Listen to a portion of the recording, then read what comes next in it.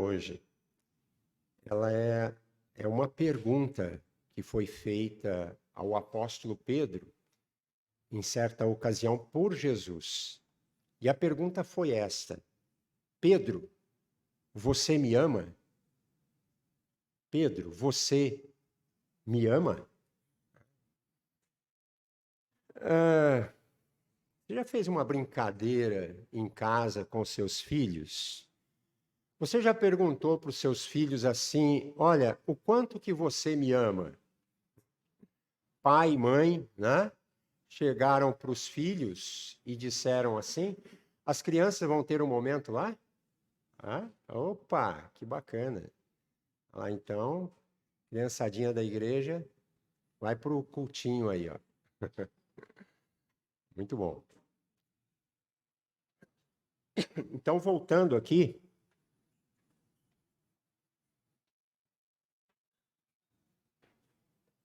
você já perguntou assim para o seu filho, filha, para o seu cônjuge, né? Os cônjuges aqui presentes, né? Já perguntaram o quanto você me ama, né?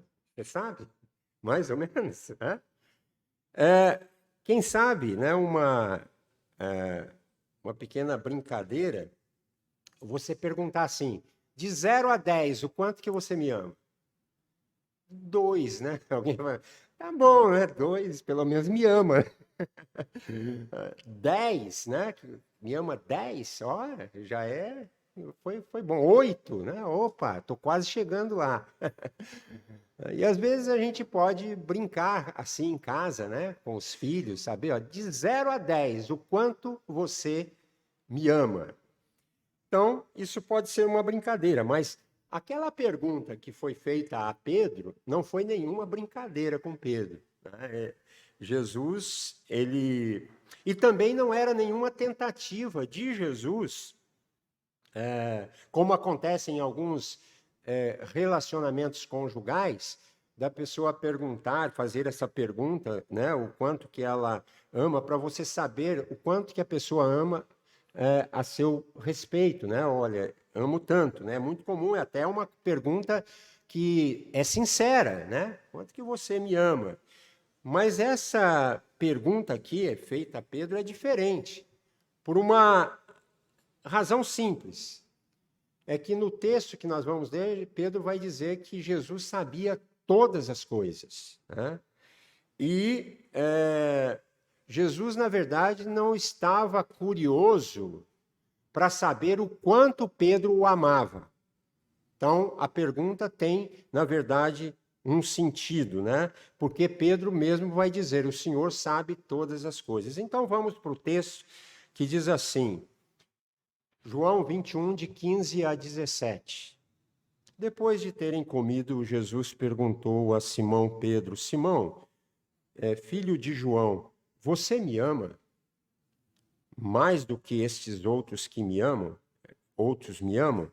Ele respondeu: sim, o Senhor sabe que eu o amo. Jesus lhe disse: apacente os meus cordeiros. Jesus perguntou segunda vez: Simão, filho de João, você me ama?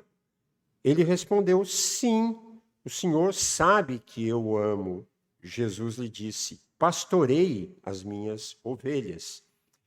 Pela terceira vez, Jesus lhe perguntou: Simão, filho de João, você me ama? Pedro ficou triste por Jesus ter perguntado pela terceira vez: você me ama? E respondeu: o Senhor sabe todas as coisas. O Senhor sabe que eu o amo. Jesus lhe disse: apacente as minhas ovelhas. Para a gente entender esse texto aqui, esse episódio da vida de Pedro com Jesus, é muito importante que nós nos reportemos às narrativas históricas do envolvimento do que aconteceu. Quem que era Pedro? Pedro era um dos apóstolos. Agora, Pedro era um líder nato. Pedro era um homem impetuoso, ele era líder por excelência. Tá? Ele era um homem que tinha assim o tom da conversa. Quem dava o tom da conversa para os discípulos era Pedro.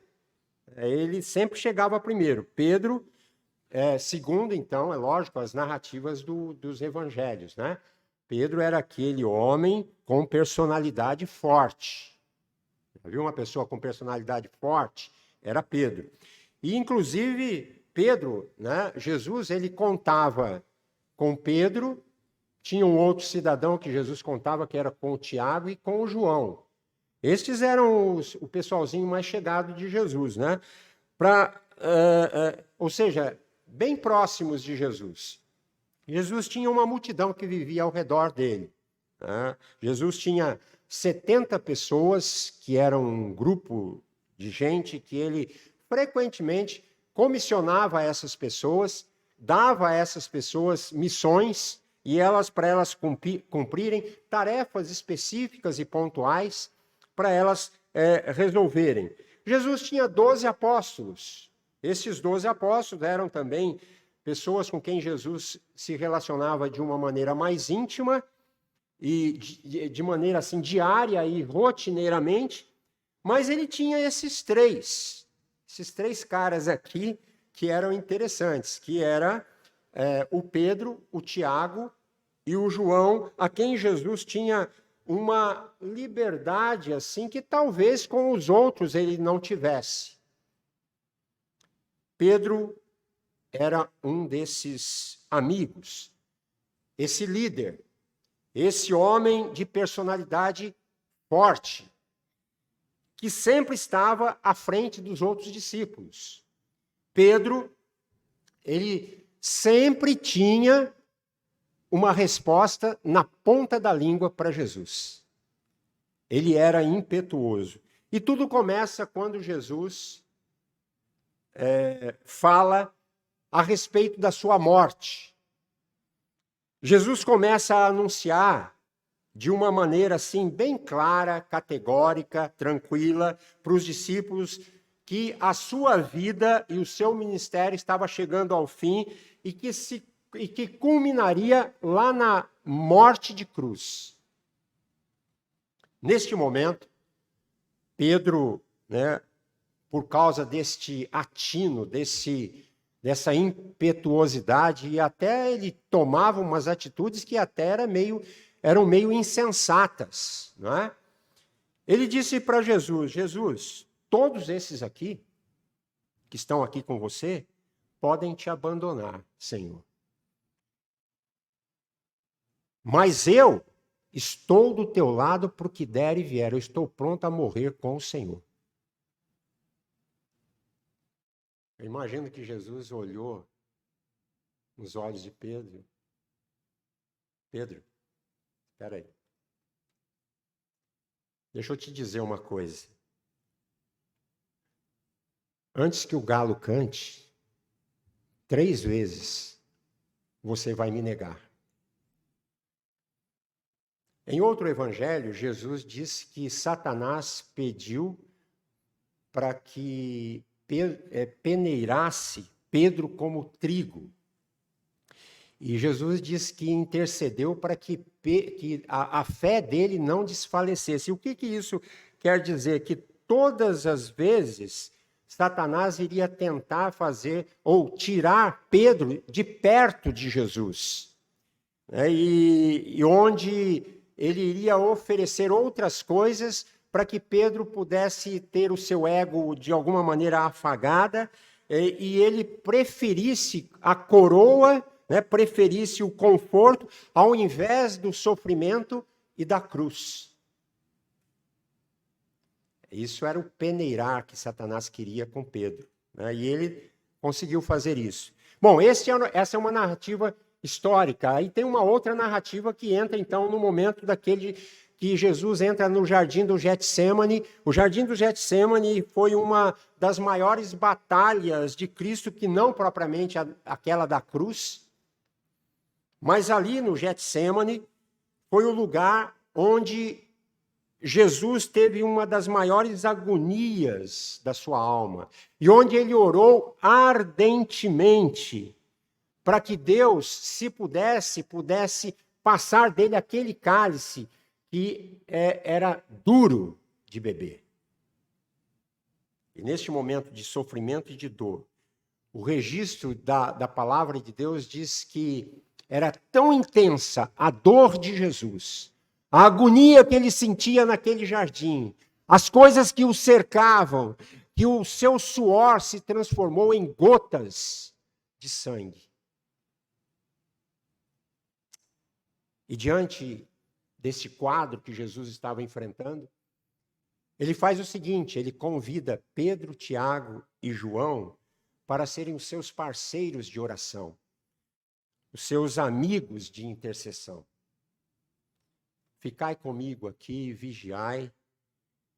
O espírito está pronto, mas a carne é fraca. É dura essa passagem, tanto para vocês quanto para mim.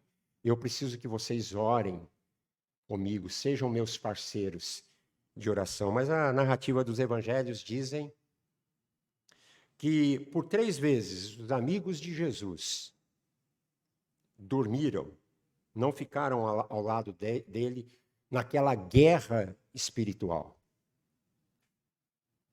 E a história bíblica diz que logo em seguida vieram os soldados e prenderam Jesus naquele cenário de dor, de angústia, e prenderam Jesus como um bandido qualquer, como um assassino qualquer, como um assaltante, aquele mesmo Jesus que havia transformado aquelas regiões, curado toda sorte de enfermidades, aquele que tinha encantado de alguma maneira os judeus, os romanos, os samaritanos, e com um ensino poderoso e cheio de autoridade, ele é caçado como um bandido.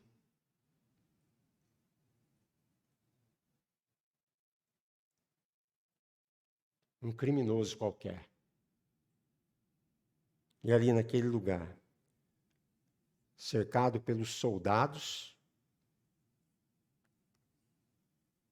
Pedro, num ato de, novamente, impetuosidade, de valentia, de insensatez, pega uma espada e simplesmente corta a orelha de um soldado romano chamado Malco. Sem dúvida, Pedro, ele era um pescador, não tinha nenhuma habilidade com espada. E, na minha opinião, com certeza, Pedro tentou matar aquele soldado. Foi uma tentativa fracassada. E Jesus, então, pega a orelha de Malco, coloca no lugar e produz ali uma grande cura. Depois deste ato de valentia de Pedro, a Bíblia diz que os discípulos fazem o quê? Abandonam, vão embora, deixam Jesus. De tal maneira, que neste momento o Evangelho de Lucas vai registrar que Deus, sabe o que Deus faz? Envia os anjos para consolar o nosso Senhor, porque não tinha mais ninguém. Então Deus manda os anjos para abraçarem Jesus. Porque todos os amigos de Jesus tinham abandonado. Não queriam correr o risco de morrer com Jesus. Jesus passou 3 anos ao lado deles. Passou ensinando, abençoando, curando, confortando o coração daquela gente. O mesmo Jesus que transformou a vida deles, os salvou, que os redimiu, perdoou, fazendo tudo por amor a eles. E o que eles fazem? Abandonam. Vão embora. Quanta gente vai embora? Quanta gente diz, eu não quero mais saber de igreja, eu não quero mais saber de nada, eu não quero mais saber de culto, eu não quero mais saber de estar com gente, eu não quero mais saber. Abandonam. Quando você abandona as coisas que são concernentes a Deus, você abandona o próprio Deus. Abandonaram a Jesus. E Pedro está onde agora? Ele está na casa de um religioso, lá no quintal da casa do religioso, havia uma fogueira lá, estava esquentando a fogueira, havia os empregados da casa, as servas, os criados da casa, e aí Pedro, agora não mais como seguidor de Jesus, não mais como discípulo de Jesus, está lá na casa daquele religioso. E o que Pedro faz? Ele agora é um mero espectador de longe. De longe, ele observa o julgamento injusto de Jesus. O julgamento que Jesus estava enfrentando, e Pedro, de longe, observando aquilo, porque ele não era mais discípulo, ele não se considerava mais discípulo, havia negado Jesus. Nesta casa se encontravam, então, esses criados, essas servas. E esses criados chegaram para Pedro e disseram para ele: você é um deles. Você é um deles. Os criados disseram: você é um deles porque você fala como tal. O seu linguajar o denuncia. Porque, gente, quando você começa a caminhar com Jesus, você começa a parecer com Jesus. E as pessoas, por onde você anda, vai começar a identificar que você é um discípulo de Jesus. Porque você quer as coisas de Jesus, você ora como Jesus ensinou para orar, você quer a comunhão, você quer o amor, você quer estar junto, você quer participar das coisas, você quer desenvolver a sua espiritualidade, você passa a ser parecido com Jesus. E as pessoas se identificam você com a pessoa de Jesus quando você anda perto de Jesus. Você é um deles. Teu linguajar te denuncia a forma como você fala parecido com ele. E naquele momento, Pedro, antes corajoso, intempestivo, impetuoso, o Pedro que estava disposto a morrer por Jesus, ali no pátio daquela casa, questionado por uma criada lá, ele diz: eu não conheço este homem. Faço ideia de quem é. Novamente questionado, não sei, não conheço. Terceira vez ele é questionado, e aí Pedro pragueja. Ele pragueja. Fala triste, mas o termo é praguejar mesmo. Eu já disse, eu não conheço esse homem. Eu já disse, eu não conheço tal homem. Não é mais o Senhor, o Kyrios, que antes Pedro declarava que era o título que Jesus recebia como Senhor. O correlato lá, Yahvé, o Todo-Poderoso, o Deus da Aliança, aquele que pode todas as coisas, é o Kyrios. Ele não é mais o Kyrios, ele não é mais o Senhor. Ele não é mais o Messias, ele não é mais Jesus. É tal homem. Tal homem. Eu não conheço. Nem pelo nome Pedro chama Jesus. E de acordo com a profecia que Jesus tinha proferido a Pedro, o galo começa a cantar. E quando Pedro reafirma que ele não conhecia tal homem, esse galileu qualquer, quando Pedro ouve o canto do galo, a Bíblia diz que ele começou a chorar amargamente, copiosamente. Pedro se lembrou daquilo que Jesus havia lhe falado. Pedro, antes que o galo cante, 3 vezes você vai me negar.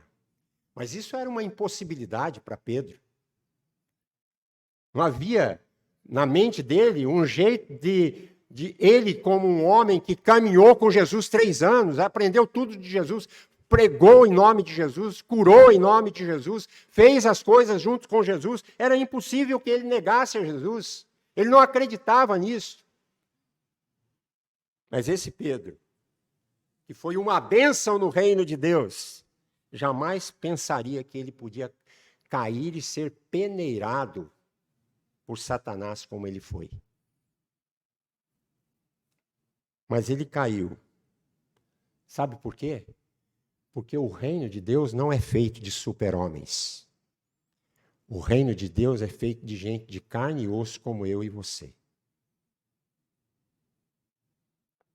Que cai. Gente fraca como nós, que depende unicamente da misericórdia de Deus para nós nos ficarmos de pé. Mas a questão aqui é que Pedro, ele desiste do seu ministério. Ele não é mais discípulo, ele desiste da sua relação com Jesus. Quem sabe você está nessa noite aqui falando assim, eu vou desistir dessa relação com Jesus, eu vou desistir dessa vida de igreja, eu vou desistir dessa vida de palavra de Deus, eu não quero mais essa questão de comunhão com ninguém, eu não, estou saturado de tanto ouvir mensagem, né? Eu digo assim, pare de ouvir tanta mensagem aí nas internet e venha num lugar só, porque você vai confundir a sua cabeça. Isso é muito importante. Mesmo porque esses pregadores que estão por aí nunca vão ouvir você e orar com você quando você precisar, vão estar sempre longe. Mas quando você quiser, pode nos procurar. Queremos orar com você e aconselhar você, estar junto com você e andar com você, porque esta é a nossa missão. Pedro não quer mais saber nada disso. Jesus é morto, crucificado, ele é crucificado e morto, vai para o túmulo, e lá, segurança máxima, uma pedra, 2 soldados, nada, a Páscoa está aí, nós vamos comemorar morte e ressurreição de Cristo, não teve absolutamente nada que pôde impedir o ressuscitamento de Jesus, a ressurreição de Jesus. Jesus ressurge dos mortos. Ele aparece e anda 40 dias com os discípulos. E nesse período, a Bíblia diz que Jesus teve um novo encontro com Pedro. E o cenário desse encontro de Jesus novamente com Pedro é fantástico, porque o Evangelho de João aponta no início dele o primeiro encontro que ele teve. Quando Jesus vai até o barco, e lá no barco ele diz para Pedro, você vai ser pescador de homens. Naquele barco fedendo a peixe, você vai ser pescador de homens. E agora, no mesmo cenário, porque Pedro voltou a pescar, pegou o seu barco e foi... Jesus está no mesmo cenário aqui. Quando da primeira vez Pedro ouviu a voz de Jesus dizendo, Pedro, agora eu farei de você pescador de homens, aqui é o mesmo cenário. Parece que Pedro desistiu realmente de tudo, né? Depois do tombo que ele levou, eu não quero mais saber de nada. Depois daquela traição, depois daquela negação, depois dele ter virado as costas para Jesus, Pedro diz, o meu ministério acabou. Eu não quero mais saber desse Jesus. Eu não quero mais saber de nada. E neste momento, Jesus chega. Esse Jesus é fantástico. Ele chega e ele refaz a história que tinha acontecido lá no começo, quando ele teve aquele primeiro encontro com Pedro. Eles se reencontraram. E Pedro olhou nos olhos de Jesus, e diante lá, né, naquele primeiro encontro, daquela pesca maravilhosa, ele foi transformado. Aqui, a pergunta de Jesus não tem... ele olha nos olhos de Pedro e diz assim, Pedro, você me ama? Essa pergunta de Jesus não tem a finalidade de saber se Pedro o amava. Porque a teologia de Pedro estava correta. O Senhor sabe todas as coisas. As perguntas que Jesus faz a Pedro não são perguntas para que ele se certifique de que Pedro o ama, mas para que Pedro saiba que Jesus o ama. Porque não foi Pedro que voltou para Jesus, foi Jesus que voltou para Pedro. E nesta noite, Jesus está voltando para você e está checando o seu coração nesta noite, dizendo para você, por que você está tão longe assim? Por que você está desistindo de mim? Porque Jesus sempre vai estar voltando para checar as nossas vidas e dizer, eu amo vocês. Não é perguntar para você, vocês me amam? Quando Jesus está dizendo, vocês me amam, ele está dizendo, eu estou aqui para dizer que, na verdade, eu amo vocês. Da mesma forma que Pedro havia negado a Jesus, reafirmado que não o conhecia, eu não o conheço, eu não o conheço, eu não o conheço. Agora Jesus dá uma nova oportunidade para Pedro. Pedro, tu me amas? Pedro, tu me amas? Pedro, tu me amas? 3 vezes. Hã? Pedro responde, eu te amo, Senhor, eu te amo. O que Jesus está fazendo? É restaurando a vida e o ministério de Pedro. Dizendo, Pedro, você me negou, me traiu, você virou as costas para mim, mas eu não te neguei, eu não te traí, eu não virei as costas para você. Eu estou aqui hoje porque eu te amei desde o começo. Desde a primeira vez que eu te vi, eu te amei. E Jesus está dizendo isso nesta noite para você que está bem aqui. Eu te amei desde o primeiro dia que eu te vi. Para cada um independente. Deus consegue falar com você individualmente. Eu estou dizendo isto. Eu amei vocês desde o primeiro momento que eu vi vocês. Então, as perguntas de Jesus, Pedro, você me ama? Não são perguntas que comprovam o amor de Pedro por Jesus, mas são perguntas que comprovam o amor de Jesus por Pedro. Um amor que é perseverante, um amor que dura, um amor que não desiste, um amor que vai atrás. Isso foi tudo que Jesus fez, ele foi atrás.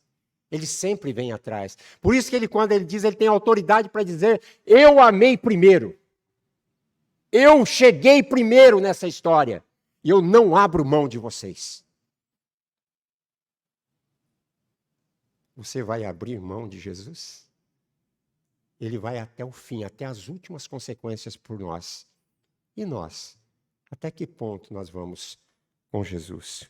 Um amor que não desiste, um amor transformador. Um amor que nos constrange. Mas não é um amor que se restringe a apenas dizer, eu te amo. Porque Jesus deu uma missão. Vai agora e acaba a missão que eu te entreguei. Pedro, tu me amas? Eu te amo, Senhor. Pastoreia as minhas ovelhas, pastoreia as minhas ovelhas, pastoreia as minhas ovelhas. E eu encerro aqui deixando 2 princípios para vocês.